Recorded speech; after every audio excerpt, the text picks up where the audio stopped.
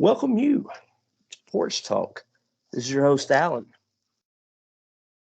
And we just hung out this weekend, but we're here to do a Skype call. We had UFC 274.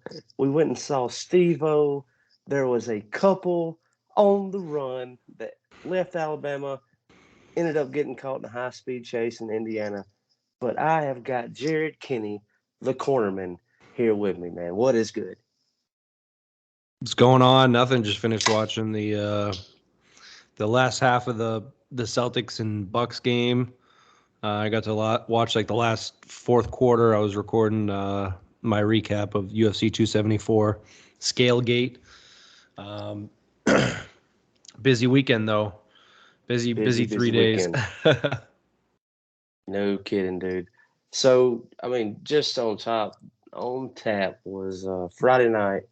We went to the Sanger Theater. Go catch old Steve-O. But before we get there, it's like, why do we call you the Cornerman? Like, what's going on? Tell the people about the show. Kung Fu Kenney. I got a podcast, the Cornerman. It's an MMA podcast. Started me and two buddies. They kind of lost interest in doing it, I guess, and I took maybe a little less than a year off, and I was like, you know what, fuck it, I'm just gonna pick it back up. I think maybe on one of our last episodes, I might have mentioned Bert Kreischer just said to just start doing it. You're not gonna know where it goes if you don't do it, so why not? Really took that to heart and just started fucking sending it. So this is the second episode that's been back. This is episode 9 though total. So are you solo casting now? Yep, it's hard as shit. Just talking to yourself. The first episode I tried going a lot of notes. I think that episode I recorded, or I was on my way back from Porch Fest, and I watched on my phone while driving. Don't suggest doing that. So I caught a couple fights. I had an ex-girlfriend who used to watch Netflix while driving. Like, she would put the phone up by the speedometer. Crazy. That's and crazy. I was like, oh man, I hope she's still alive. No, that's crazy. Yeah, on the way home, threw that on the phone, and then I got home and it was right on the start of the car and threw it on the iPad and watched it, and then I think I recorded the day after. That was UFC 273. I would like to do more, like on weekly after, or really like we did it before, an episode before the event, on like release it that Thursday, Friday maybe. Then the event happens, and then on like Monday or Tuesday, drop an episode of just a recap of what happened. It's easier when you talk to people, but like just doing it by myself, I'm just really doing a recap, giving my thoughts on, people who they match up with and what happened and stuff. But it was an interesting weekend this weekend. Yeah, no kidding, dude. So I was out playing a show while the card was going on. So we were playing 10-2, and so I get back to Sid's house. They're in the bed because it's 3:00. Mm-hmm. And we wake up, and Sid's cooking breakfast. He was like, man, that card last night was incredible. He was like, the biggest disappointment was obviously the Thug Rose fight, but you had was it Oliveira? Charles Oliveira. He had what did it happen in the second round with the chokeout? No, that was in the first. They came right out with it, and then the most iconic thing was the old kick. The front kick from Michael Chandler on Tony Ferguson. Yeah, so let's back it up even before that. On Friday, there was a whole lot of controversy about I'm calling it Scalegate. So the champion Charles Oliveira, who fought Justin Gaethje in the main event for the lightweight belt, missed weight by a whole half a pound. Excuse me. So he missed weight. So when you weigh in, you step on the scale, and if you're over, you get off, that you let the thing balance out, and you can step on again. So he stepped on once. He was at 156. Weird. Stepped off. Stepped back on 155 and a half. And he there's a video. It's on Twitter, but you could see him look at his his team all confused because before the fight, obviously multiple times, fighters weigh in at the hotel wherever they're at then they get to the event and they weigh in again, and then they go to the official weigh-in just to make sure they're on track. And this whole time they're not eating, they're not drinking, nothing. Excuse me. And so that happened. He had an hour to cut the extra. Excuse me, I've been burping all night. My bad. So he had an extra hour to cut the extra half pound. Couldn't do it.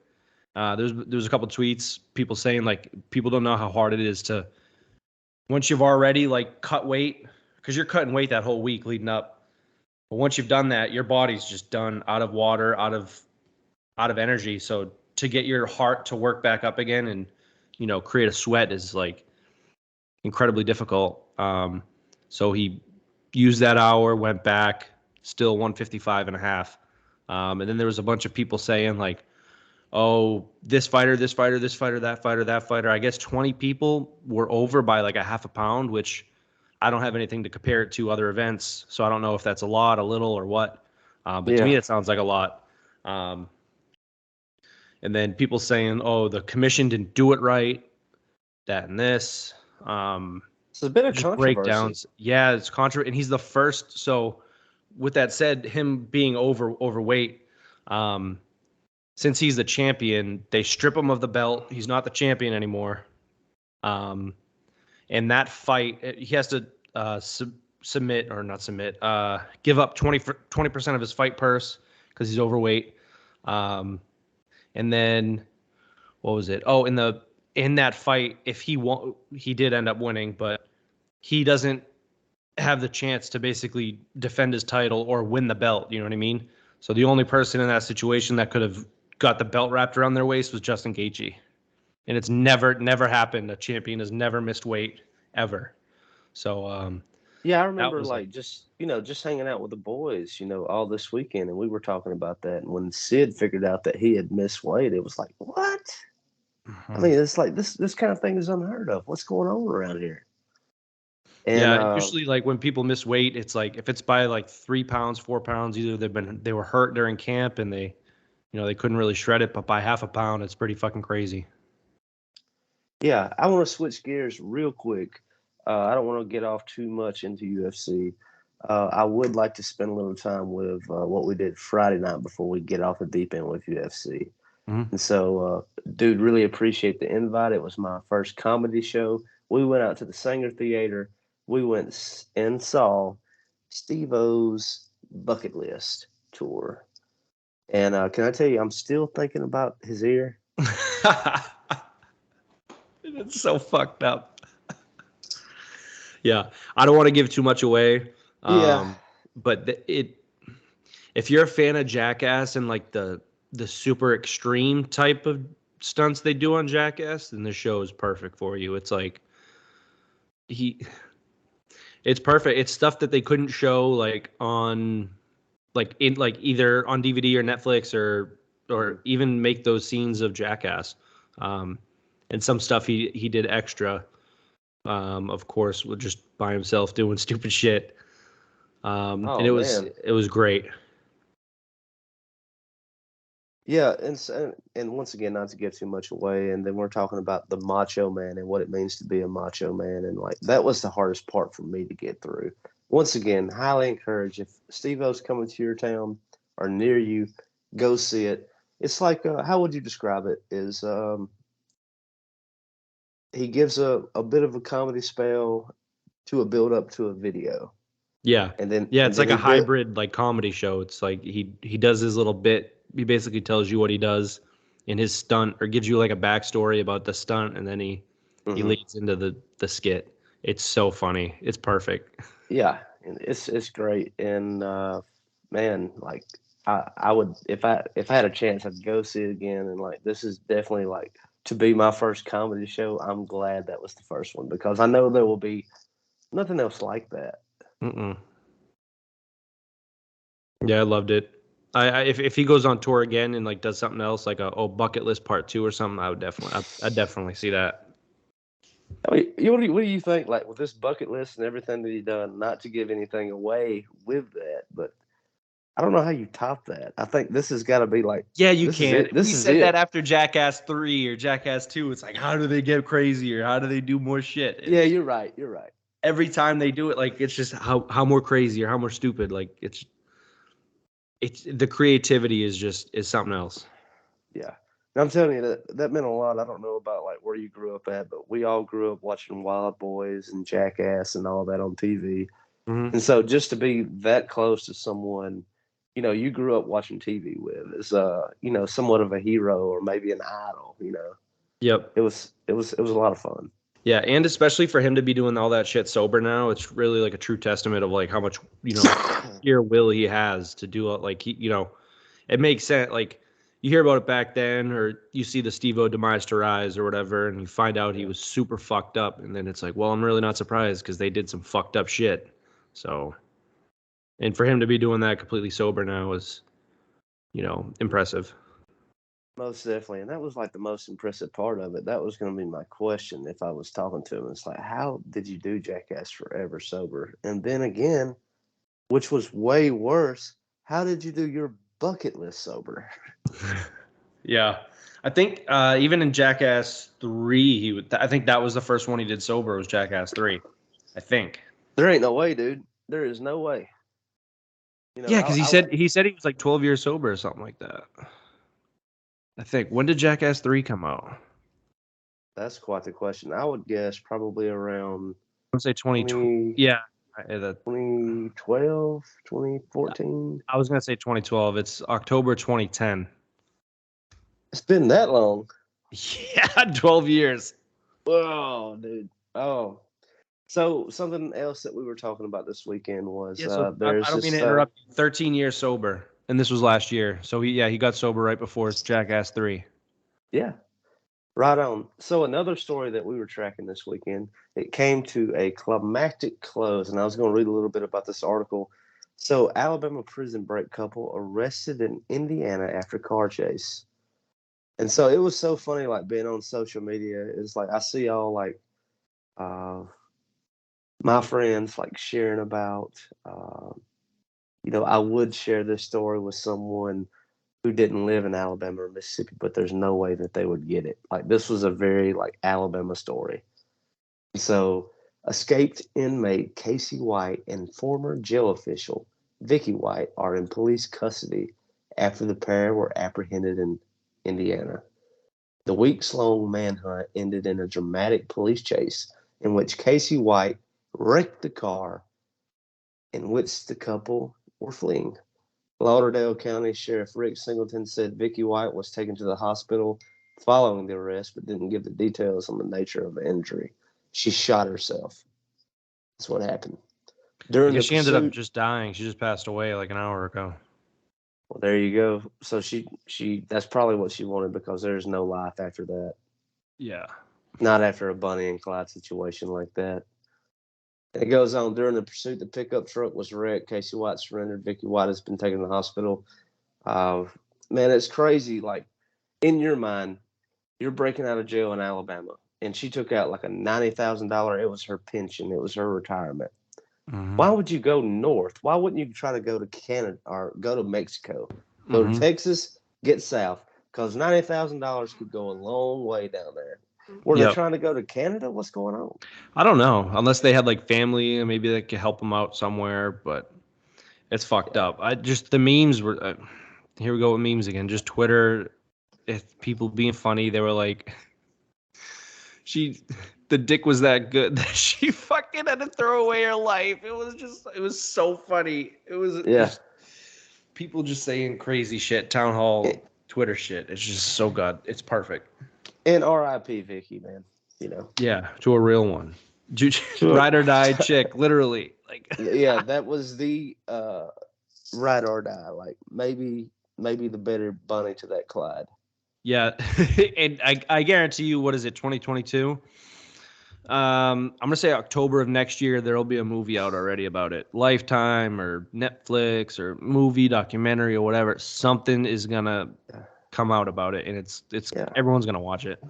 Give us, even Lifetime could get on this with their romance. Spin doctor this. Make it a Christmas movie. Come on.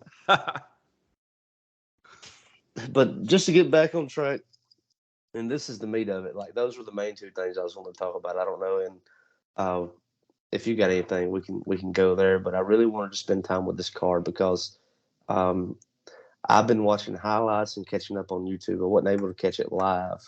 We were out playing that night. But just talking to Sid the following morning, one of the most memorable cards possibly of this year and possibly in time gone by. It was a great card. Yeah, I think really the only slant on the card was the Thug Rose title Thug fight. Rose, yeah. Just because it was like to go to that fight. That was the co-main event. She fought Carla Esparza, and Carla Esparza ended up winning by split decision. First 2 rounds, there was like less than 10 punches thrown. So for people who don't know, Thug Rose is a very good striker. She's very good at kicks and she's very good at punches. Carla Esparza is a notorious wrestler. So you got 2 different stylistic matchups like that. Thug Rose really didn't want to. She was very hesitant on throwing any strikes because she, if you're instantly throwing strikes, then Carla Esparza is going to duck under and shoot and try to take you down. And in for your people opinion, who aren't was that wrestlers, what she was? Is that what she was holding back on? Because from what Sid told me and from the highlights I've seen, it looked like Rose was superior athletically.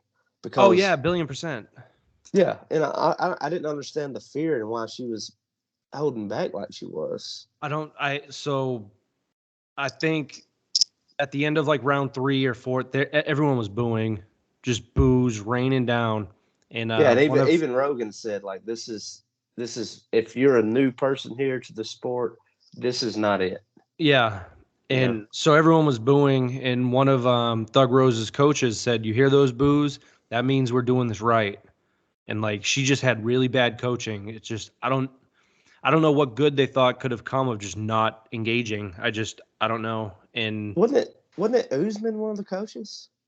No, Trevor Whitman is one of her coaches. And I don't know who the other guy is, but Trevor Whitman's he's a very good striking coach. Just good. Like Justin Gaethje trains with him. He's a good striker. I think Usman trained with that coach, Trevor Whitman, I think, just within last year to get better with his hands. But anyone who like wants to just get better with their hands and striking, Trevor Whitman's the guy. He won like Coach of the Year, I think 2020 maybe. But he doesn't like coach a bunch of people. Like he'll only take in 3-4 people at a time. He doesn't own like a huge gym like American Top Team or these other people that have, 60, 80, 100 people running around. It's just he just focuses on a few people at a time. Mm-hmm. And wasn't that like when he went into the final round, he was like, you know what, just have fun. Yeah, he said let it go. He said now it's the time to win it, and she just still didn't do anything. It was fucking frustrating. It was so frustrating to watch. And so I got the stats pulled up, and if you're unfamiliar with MMA, like just check these out. It's like this is even if we go by percentage for the entire fight. Rose threw 137 strikes and only landed 38. Carla threw 133 and landed 30.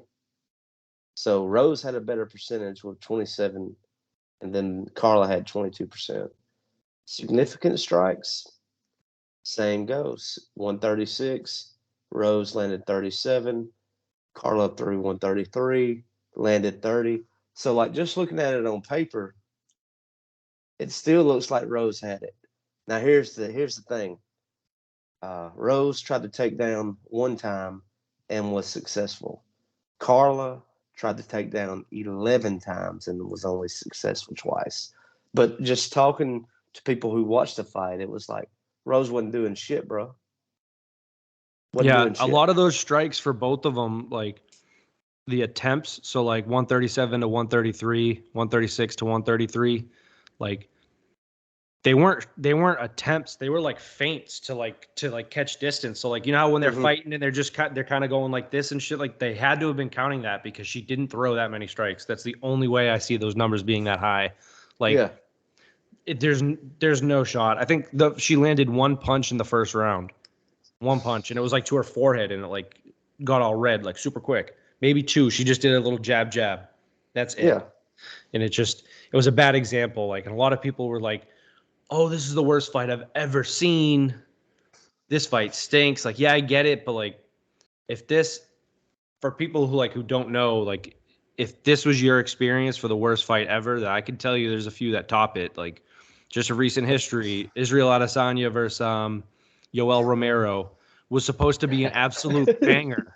Was supposed to be one of the greatest title fights ever, and it just wasn't. Same thing, yeah. So there was that, and then Francis Ngannou versus Derek Lewis. That fight was so bad. Herb Dean was the ref. Shout out Herb Dean. They sat there. They were just going like this the whole time because they're two heavyweights. They're going like this and like trying to, feel each other. I don't even know if they did that. And Herb Dean was like, all right, come on, gentlemen, let's go before I start deducting a point. If you don't engage, like, I'm going to start taking points away. Like, to try to get them to fight. Get the fight going, get the ball rolling. But the one, for your listeners, I don't know how in-depth they are with UFC, but I highly suggest anybody, if you want a really good laugh, this is my number one worst fight I've ever seen. It is so funny. It is Dada 5000 versus Kimbo Slice. Dada is DADA number 5000 versus Kimbo Slice. Just look that up. I'm sure it'll be a Bellator video on YouTube. It is. I'm almost positive Dada 5000 had a heart attack in the octagon or ring or whatever you want to call it. It is so bad. It is horrible. It was supposed to be like a passing of the torch between Kimbo, because he's a notorious backyard fighter from Miami-Dade County, and then Dada 5000 were like this up-and-comer, same thing, big heavyweight guy. So it was supposed to be like a passing of the torch thing. Oh my God, it was so bad. They got so tired, and they were just, it's brutal to watch, but it's so funny.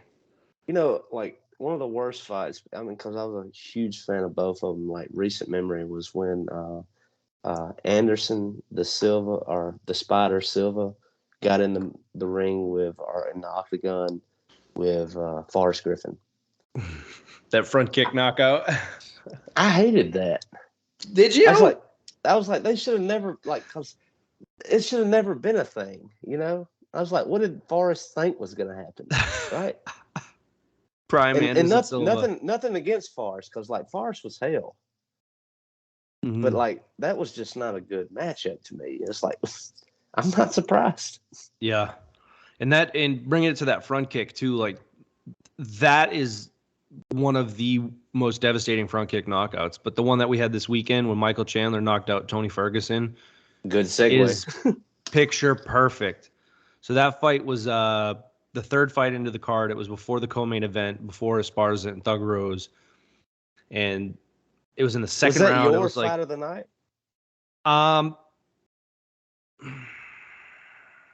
Or performance of the night, knockout of the night. Did you really like Charles's chokeout? I think that was more impressive because he got knocked down twice, and then was able to recoup and battle adversity. I think that was more of an impressive performance. But the Michael Chandler knockout, it was.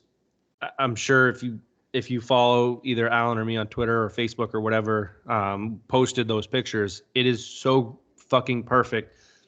So when you kick, for your people, if this is your foot and these are your toes, the ball of your foot is what you're throwing a front kick with. And it landed perfect under his chin. And his whole face fucking morphed, and it was so. Have you seen those photos of the face morph, just caught perfectly? Oh yeah. Yeah. It looked fake. It's so crazy. Yeah. But and that's the thing about it. I've went back and watched that fight because I'm a huge Tony Ferguson fan. He's one of my favorites. That goes back to when I first got into the MMA, UFC. Ferguson was in his prime, right? I've always been a fan of his, and so when I knew he was fighting on this card, and what's crazy is it really looked like the fight was going his way after the first. It was, yeah, it was. And then this was a stunner because when Michael came back. It wasn't like a regular karate kick. He came back from grandma's house for it. You know what I'm saying? Yeah. He rear backed and rocked on it. Yep. Yeah, it was not it came out of nowhere too, and I just remember screaming, and I remember after that I looked at Sid and I was like, this is why we got to record every fucking fight, record us because of reactions like that. It was so bananas. We're running around the room yelling, screaming, and Dude, Dude, I was at our show and I just hopped on Twitter and like I'm just like following you live tweeting and I was like I can't wait to see what happens. Yeah, and what's crazy, like Tony's never been knocked down before. Right. Not knocked out. He's never been hit so hard where he was dazed and fell. Mm-hmm. Never. And this just front kick right to the chin, just out cold corpse. And like what's even funnier, like the still photos are nuts. Like he's dead on the ground, like comatose, all fucking frozen, like stiffed up. And Michael Chandler's sitting there and he's doing backflips in the ring. He did like 3. So he did like backflip, and there's one picture when he's in the air, bent all back, and you just see Tony's dead body laying there, and Michael Chandler's off the ground like 3 feet. It's unbelievable. It's so sick. I just, like you said, I'm a fan of Tony Ferguson too. He's just so unorthodox, and he brings a great personality and style to the octagon. And now he's on a 5-fight lose streak, and I hope he comes back, but I hope he doesn't fight a contender because I want to see him do well. And wasn't that like the thing? Like this was like he was on his like comeback tour, so to speak, right? And he's just been taking L's. Yep. Yeah, well, I mean, he's fought 5 great people. Like I'll pull it up real quick, but Michael Chandler was just this last one. Tony Ferguson. And like even looking at their records, I mean, like after what happened that night, 23-7 with Chandler, and then 26-7 with Ferguson. Could you ask for anything better? Nope. Oh, so he's on a 4-fight lose streak. So he lost to Justin Gaethje by, this says KO TKO by punches. Then he lost to Charles Oliveira, who's the current champ. Then he lost to Beneil Dariush via decision. Oh yeah, that's why it was counted as a KO TKO. Okay. Like, what round was it, in the 3rd or the 4th? It's in the 5th. Okay. Dude, he was getting just smoked, but he didn't go down. He didn't fall down at all, and he's just getting pieced up, and he was just fucking a walking zombie. And Herb Dean stepped in and called the fight, which could have possibly saved his life. Then he lost to Charlie Olives. Then he lost to Beneil Dariush, who Beneil Dariush is a very good fighter. He's actually supposed to fight who people are now saying should fight for the title, Islam Makhachev. And now he just lost to Michael Chandler. But yeah, he hasn't had a good run since when? 2020? 2 years? It's been a while. And so we've covered this fight. It was the lightweight. It was the main event. We've talked a little bit about it with the weigh-in, but we had Gaethje and Charles. And Charles had already given up his belt because he couldn't make weight. So, like, this is a no contest at this point. Losing 20% of the purse and still going out there and putting on a performance. Right. Yeah, so he was unable to, if he ended up winning. So where does that belt go now? It's just it's just up in the air. Yeah, it's non-claimed or unclaimed belt. But he's the number 1 contender. So he's going to have a fight. The next fight will be for the belt. It's just who does he fight for the belt, you know? But so he was unable to defend his belt. I go in a breakdown between like him and Khabib and stuff on just the stuff I recorded earlier. But I think that's really going to be the only tarnish on his legacy. Just because he already has a better resume than Khabib. Some people call Khabib, their GOAT. He's not. He has not fought the same competition. Look at their fight history and stuff like that. Your thoughts on this is a lot of people say that Khabib's like legacy in the UFC was kind of stacked and played to his favor. Oh yeah, 1,000,000,000%. Just because of the people he fought up until like the last 3 or 4 fights of his career.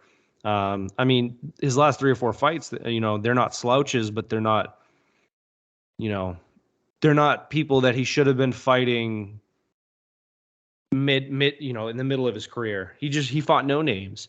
And then, you know, to really maintain or to really hold that GOAT title, nowadays it's going up in weight, getting that second belt. Jon Jones has done it for so long. You know, hopefully this year we get to see him fight for that second belt. But he has GOAT status because he defended his belt 15 times. That's right. retarded. That's silly. I mean, that's just it. Is like when greatness comes to mind, it used to be like Anderson, the Spider Silva, or it would be like a GSP type. But I mean, even out of the octagon, even though his reputation isn't so great there, it is Jon Jones is like pound for pound the Number best one. fighter. He's the best I've ever seen. He's the Michael Jordan of UFC or MMA, without a doubt. And I cannot if I'm able to buy tickets, I don't care where it is. I'm really debating on emptying the bank account and buying tickets and going to see him fight Stipe for the belt. That's so worth it. I mean, it's to the point now, and I think we've talked about this like off the air. Is like I'd put my house on him winning that. Oh yeah, 1,000,000%. Yeah, if you want to make easy money when Jon Jones fights Stipe, empty out 401k, throw your paycheck on it, throw your mortgage on it, and you will. He's going to be favored very heavy, so you might not win a lot, but you're going to win. It's free money. It was just like Floyd Mayweather versus Conor McGregor in boxing. It was the freest money I've ever gotten in my life. Yeah. So I don't see anything or that fight going any different. Okay, so one thing about, and Sid and I were joking about this, is like when we were watching like the prelims before I took off, was we had a lot of like, was it featherweight and lightweight guys? It's like, and that was the first comment he and I both made was like, oh dude, there ain't gonna be a knockout. They're just gonna beat the hell out of each other. Mm-hmm. They're gonna hit each other like 100 times, and they're just gonna go all 3 rounds, and it'll come down to a decision. And that was right for the most part, but I'm going to say like everything about Saturday UFC, main card, prelims, I couldn't have asked for like a better weekend of UFC. Mm-hmm. With the exception of my girl Thug Rose, like having an awful putting on fight. a dud. Yeah. Yeah, I think the card in July is it might be better than this card, at least on paper. Mm-hmm. I'm gonna try to pull it up, but you have Israel Adesanya fighting Jared Cannonier, who Israel Adesanya is just by himself, just the style very bender, fun to watch.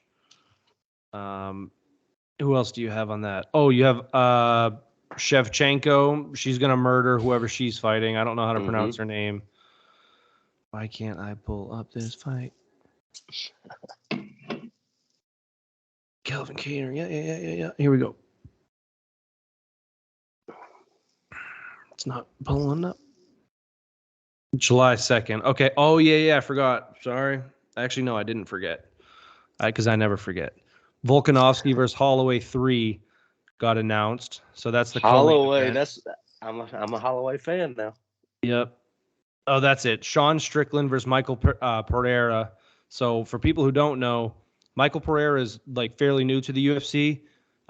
He was the one to give Adesanya his first loss in his career, at least in kickboxing. He knocked him out cold. I was about to say, ain't UFC wise like MMA like Adesanya is undefeated? Am I not mistaken? He has one loss because he went up to light heavyweight to try to go for that belt, and it just didn't go well for him because he's so he's so lean. He couldn't really have a lot of weight. But Sugar Show, Sean O'Malley's fighting Pedro Munoz, which is an electric fight. Uriah Hall is fighting. And then I think Misha Tate is fighting, what's her name? Lauren Murphy.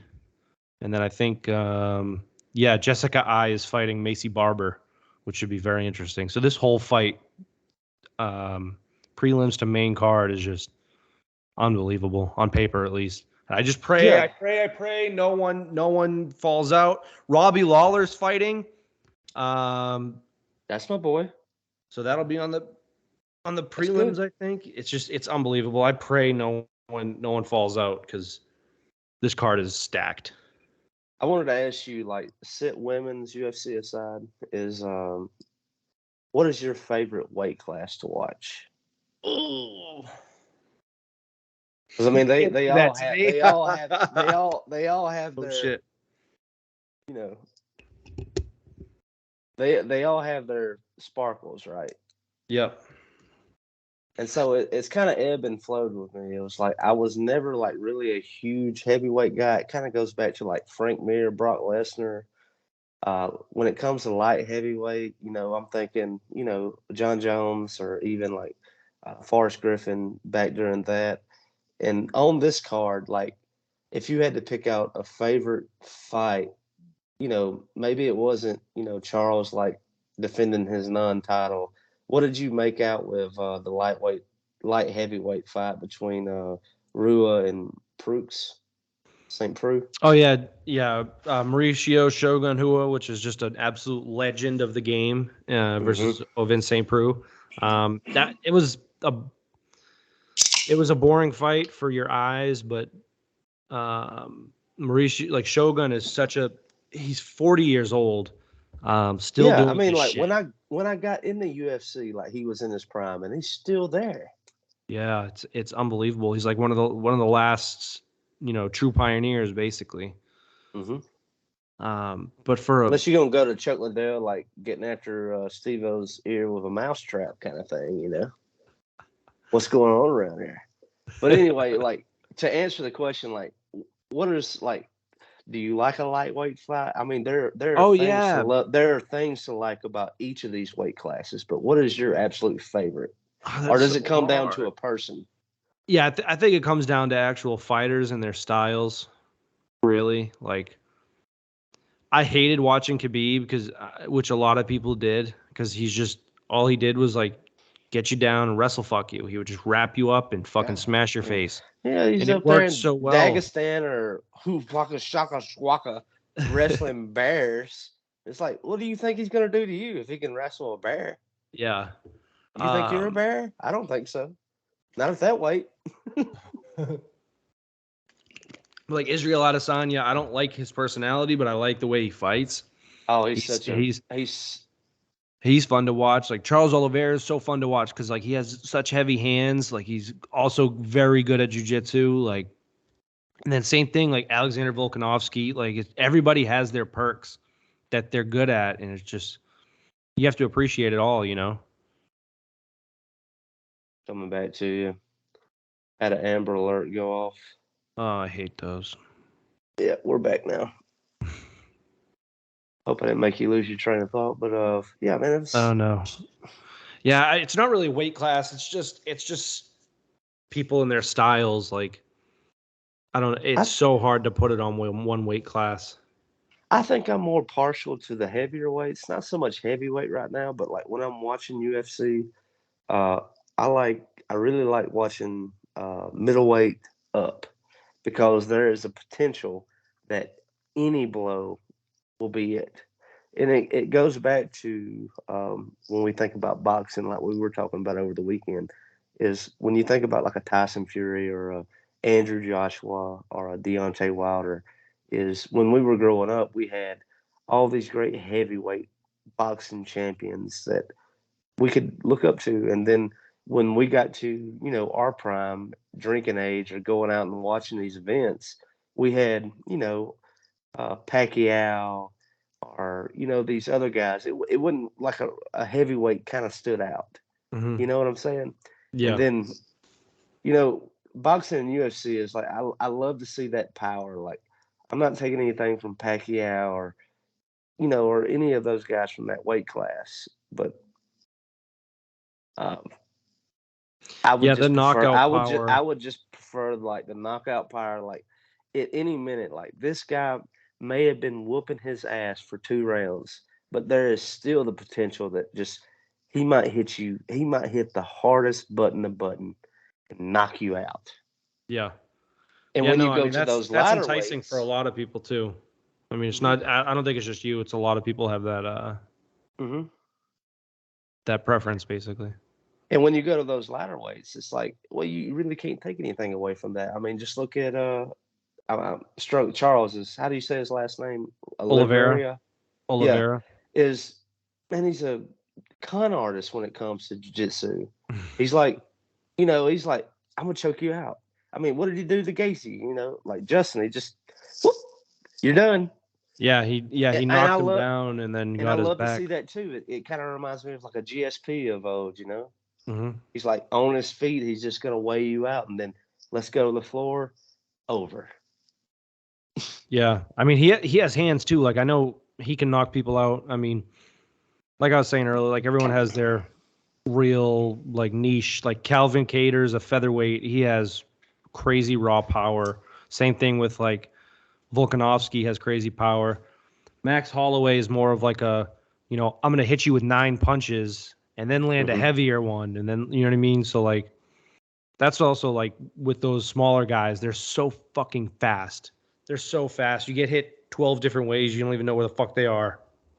It's so fun. Like, they're all fun to watch. It's just, I know when when flyweight first started with Mighty Mouse, Demetrius Johnson.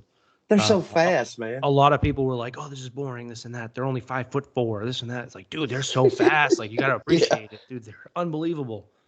Yeah. Well, dude, anything else to do with this card? Or, we've talked a little bit about upcoming. I just really want to plug what you have going on with the Cornerman and like your solo casting now of plug in social media. Follow you at Jared Kenney on Twitter. Like I'm telling you guys, if it's a Saturday night and there's a UFC event going on, or I imagine, I haven't been on Twitter tonight, I imagine you were probably doing some live tweeting tonight with the Celtics game. Yep. Yeah, the last couple of minutes I were, or at least the last fourth quarter, Al Horford went off, dunked, and baptized Giannis Antetokounmpo. It was awesome. The Greek freak got stepped on. Him. Yeah, he did. Fuck that So, guy. I mean, what are you thinking? Like, let's talk NBA just for a minute. We'll sign off. Celtics in 6. Okay. Celtics in 6, baby. Let's go. Okay. I like that. So, Celtics in 6, and they'll go on to play Miami, you think? Yeah, I think it'll be us versus Miami. And so, out of the West, is it going to be the Warriors? Yeah. Yeah, absolutely. So, okay, so we have this, let's just say, hypothetical on the clavicle, Celtics versus Warriors. Celtics Do you win. think how Celtics far does win it go? in 6? Celtics win in 5. That quick? Yeah, I think we'll lose game 2. And I think Marcus Smart is going to shut down Steph Curry. Hold on, I'm going to sneeze real quick. Yeah. Hit the mute button really good. You did. You killed it. You killed it. Klay Thompson's going to get locked up by Jason Tatum. What's crazy is there's another Klay Thompson over there at the Warriors right now who is just as fireball as Klay, what's his name? Jordan Poole. That's the one. He's good, but we got people to defend him. Is he a rookie or is it like his second season? He's kind of new to the NBA. Yeah, this is like his first or second season. Jordan Poole is nasty. Yeah, but you don't really see that often, especially come out in the playoffs like this. Yeah. But dude, I'm excited, and I'm hopping on the bandwagon right there with you. I'm going Celtics this season. Usually Raptors here, but hey, I'm with the Celtics here. I'm with the Celtics on this one, dude. I'm they riding. won tonight. Next game's Wednesday at 6 p.m. Central Time on TNT. We're favored by 5.5 points. And so I'm guessing they're playing in the Garden. Yep. I liked how you called it the Garden. Love it. I love it because people say, "Oh, the Garden is Madison Square Garden." Like, no, that's Madison Square Garden. The Garden's in Boston, Massachusetts, right over the Zakin Bridge. If you don't know, now you know. There you go. So, dude, anything else to add or subtract? I do want you to plug your podcast and social medias. If there's anything else you want to cover before we sign out here. No, I think we pretty much hit the nail on the head. Social media, Twitter and Instagram, at Jared Kenney, just like how you see it spelled out on the podcast. And same thing with the podcast. It's available on Spotify, Apple Podcasts. Those are pretty much the two main ones. But you can follow or subscribe. Make sure you hit that subscribe button so I can see the analytics and the breakdown of how many people listen, download, this and that. But make sure you follow and download the episode. But it's at the Cornerman with a KO. I'm sure you're going to spell it out on this, right? On the title? I will. Yeah, that's right. Yeah, KORNERMEN. You'll see the page there with all the episodes, and you'll see my more in-depth breakdown of this last week's fights. And I'm looking forward to that. And I'm gonna tell y'all something. those of you listening is I'm honored to have Jared on here. It's good to talk fighting. I really can't keep up with him, so I talk as best as I can. He does a great job breaking things down, and also like on your podcast, you had a Boston local that just happens to be in the sport of UFC, Mr. Anik. Yep, Mr. Jon Anik, the voice of the UFC. What's going on around here? Yeah, the play-by-play, basically commentator, as you will, for the UFC, who's probably the hardest working man in that company. To be honest with you, he does so much shit. And I just shot my shot one day, reached out to him, told him who I was, what I do. Bostonian. Yeah, and he was like, "Yeah, man, sure, I'll give you some of my time." I think we stole a little too much of his time, so he said 20 minutes. It was like 45, but that means he was having a good time, right? That's just it. And so you, not to leak too much, but you have a cool episode with an old guest of mine coming up. We don't have to leak the name, but that will be coming sometime soon. Soon, I hope. Yeah. Hopefully that person comes on, and hopefully we can do some content together. I got to pitch that still. But there you go. And so, boys and girls, we don't have anything else to do here. Jared, a pleasure as always. Thank you for coming on the Porch Talk. We had the Cornerman. We're gonna sign it on out of here, dude. You be good. If you ain't good, be quick at least, right? Appreciate it, dude. I'll see you, man. Have a good one.